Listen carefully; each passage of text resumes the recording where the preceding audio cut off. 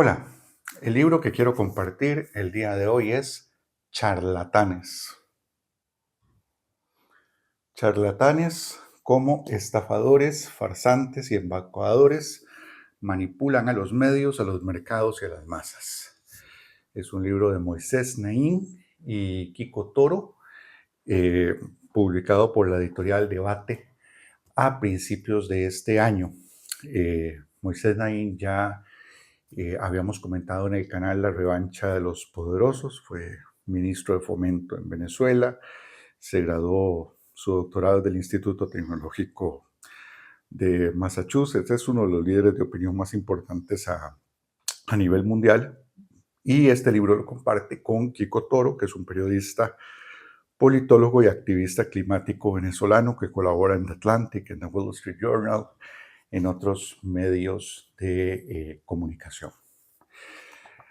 La obra está dedicada a diseccionar la figura del charlatán.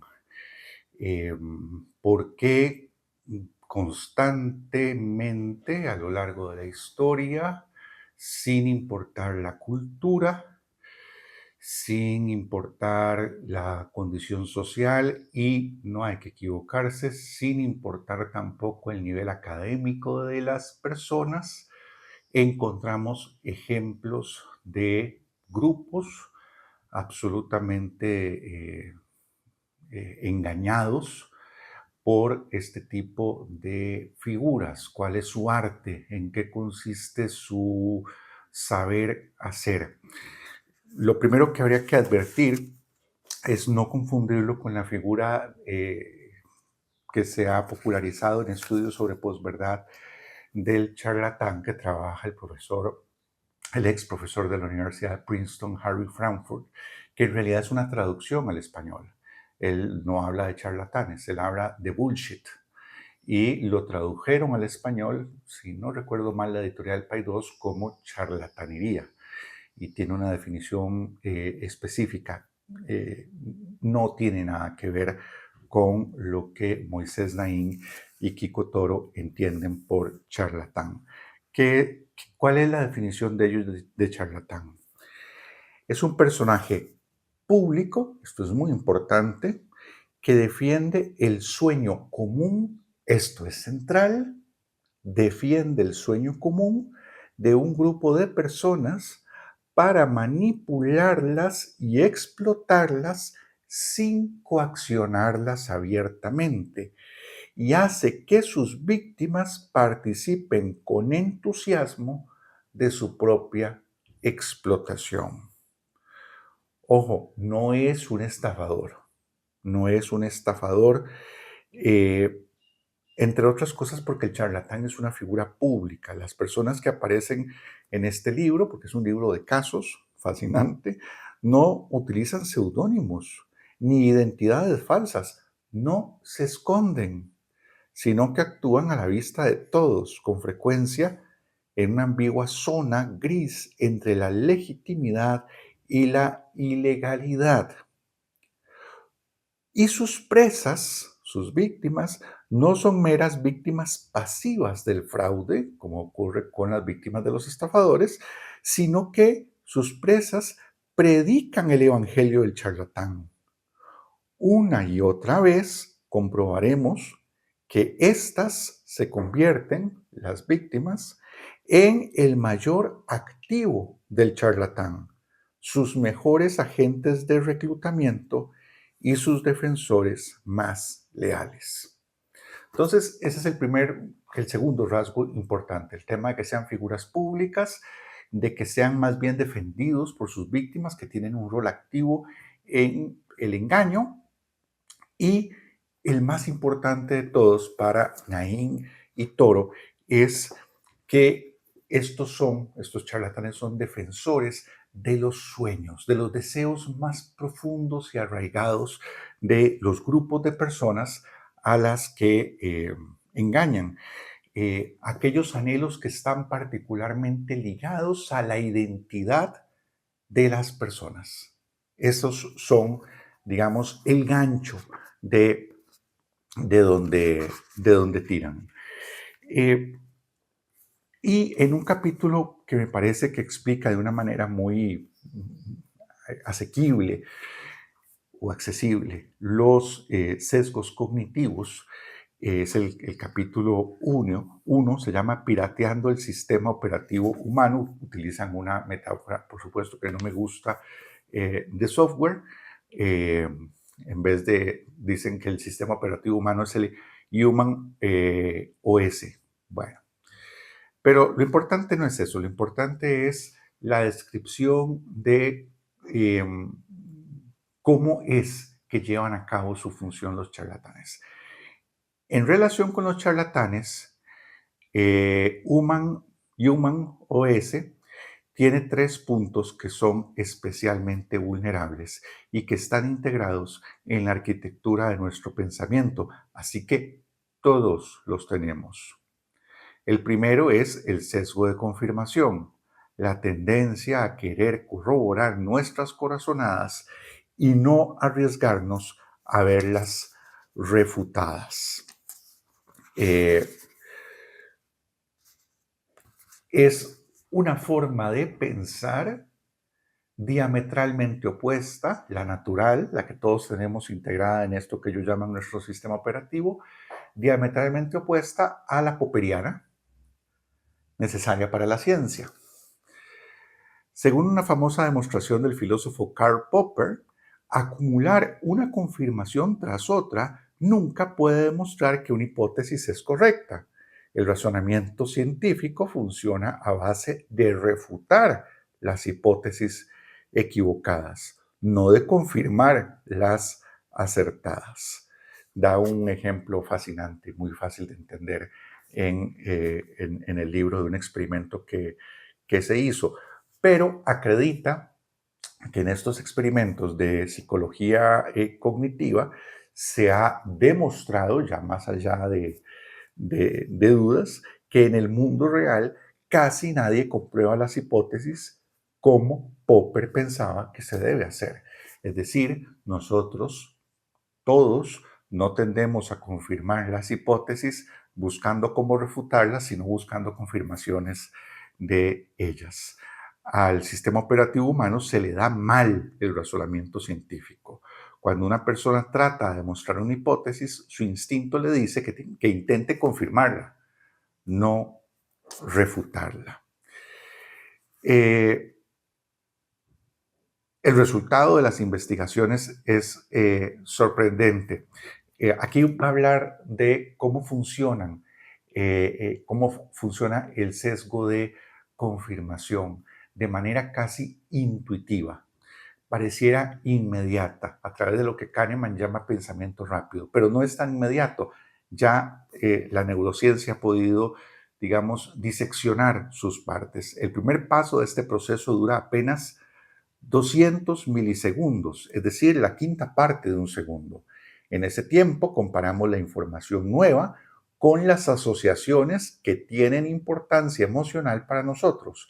Y el resultado de esa comparación no es un pensamiento, sino una sensación intuitiva. Todo esto ocurre en mucho menos tiempo del que tardamos en formar un pensamiento consciente.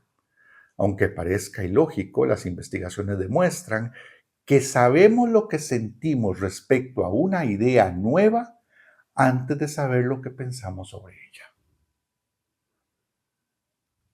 Si nos dan un segundo o dos, sí se nos ocurren razones para apuntalar nuestros sentimientos. Esto ya lo había dicho David Hume.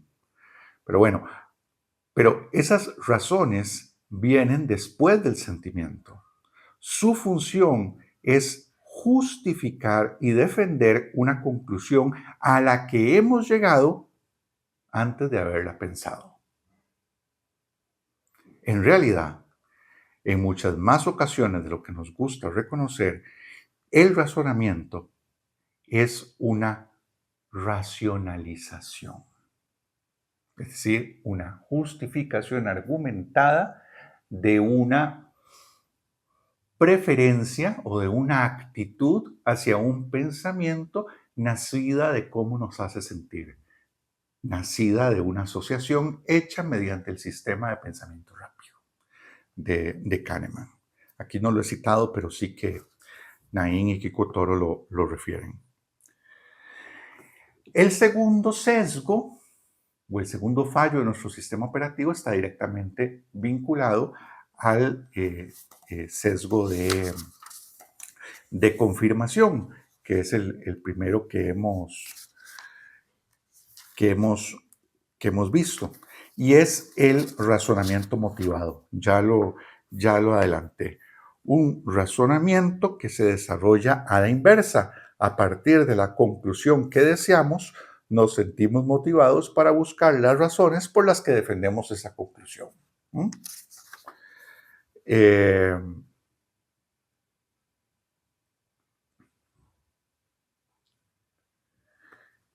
Y es muy interesante cómo manejamos entonces las diferentes informaciones nuevas según esa primera predisposición que tengamos hacia ellas. Los seres humanos, cuando damos con una proposición con la que queremos estar de acuerdo, tendemos a preguntarnos, ¿puedo creérmela?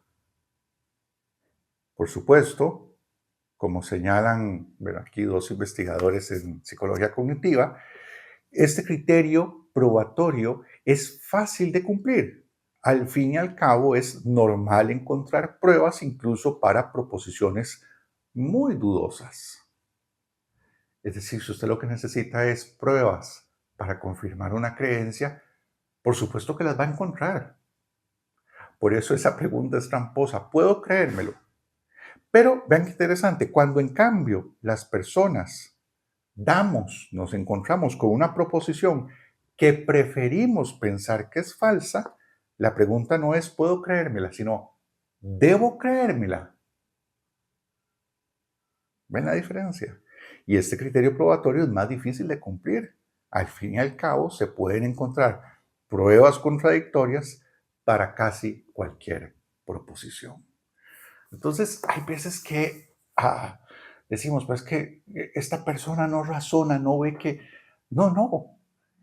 Es que como esa información le genera una reacción intuitiva, emotiva por asociaciones previas distinta a la que nos genera a nosotros, su forma de razonarla no es encontrar cómo confirmarla, sino cómo contradecirla. Y sea cual sea el camino que utilice, va a encontrar, va a encontrar pruebas para confirmar o va a encontrar pruebas para rechazar. Y el tercer sesgo es la prueba social. Esta no la voy a explicar en principio porque es el famoso donde va Vicente va la gente, ¿verdad? Y esto de que si uno va caminando por una calle del centro de la ciudad y ve a una persona viendo para arriba, pues uno probablemente siga caminando, pero si en vez de una persona ve a 15 personas viendo para arriba, uno va a ver para arriba. Esta idea de que si hay mucha gente parecida a mí haciendo algo, es porque debe tener algún sentido. Pero lo que me resulta más interesante de este tercer sesgo que tratan Naini y Toro, de la prueba social, es cómo funciona el sesgo de la prueba social con una estrategia típica de los charlatanes y del marketing también en muchas ocasiones, de ir haciendo pequeños requerimientos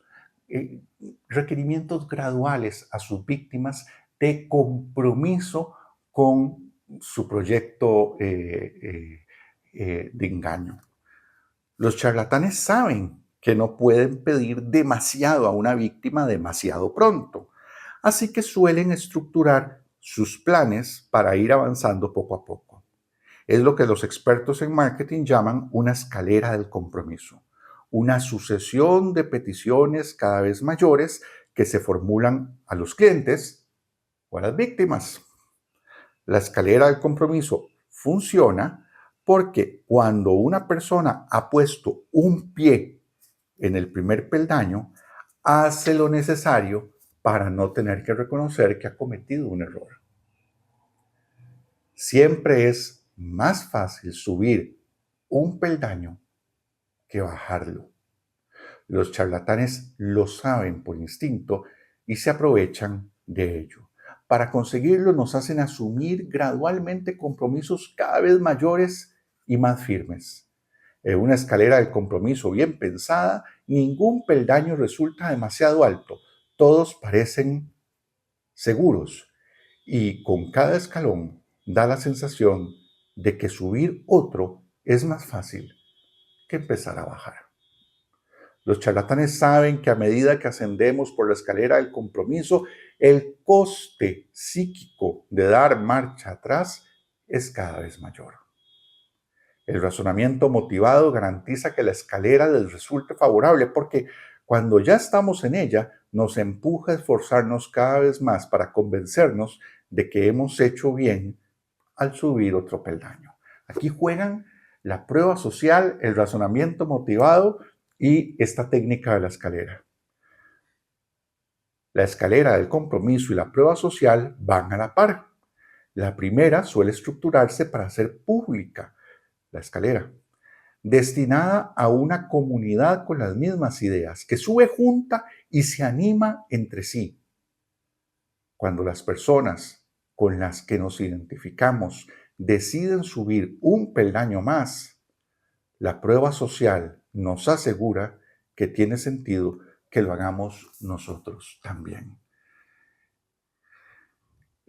Probablemente si Hitler en los años 20 le hubiera planteado al pueblo alemán las cosas que les llegó a plantear, a exigir y a demandar en principios de 1945, que básicamente era el suicidio, no hubiera encontrado seguidores. Pero sus peticiones, su nivel de demanda fueron cada vez mayores y en la medida que se habían dado pasos con él, ya resultaba cada vez más difícil desandarlos, porque no nos gusta equivocarnos, no nos gusta reconocer que nos hemos equivocado. Y cierro con una parte, es un pequeño párrafo, pero me pareció fundamental para bien aprovechar las enseñanzas que nos deja este libro de Moisés Naín y Kiko Toro, Los charlatanes. Miren, es muy fácil ver lo burda que es la farsa de los charlatanes que engañan a los otros y que no hacen clic con nosotros, porque el deseo profundo, el anhelo, el sueño del que jalonean no es el nuestro. Lo realmente difícil es identificar a los charlatanes hechos a la medida, como anillo al dedo, como rotos a un descosido, para nosotros. Como es inevitable, dice Naín y Toro, la mayoría de las cosas de las que nos quieren convencer estos engatusadores no nos resultan atractivas y enseguida nos damos cuenta de que son estafas o manipulaciones. Un dato sorprendentemente uniforme que hemos observado al contar estas historias, las que cuentan en el libro, es que para la gente que no pertenece al grupo que le interesa a un charlatán, sus argumentos suelen resultar completamente disparatados. Por eso pensamos que son imbéciles los que lo siguen. Dicen Naín y Toro, porque lo difícil no es detectar a los charlatanes que quieren aprovecharse de otras personas. Lo difícil es detectar a los que quieren embaucarnos a nosotros. Hasta la próxima.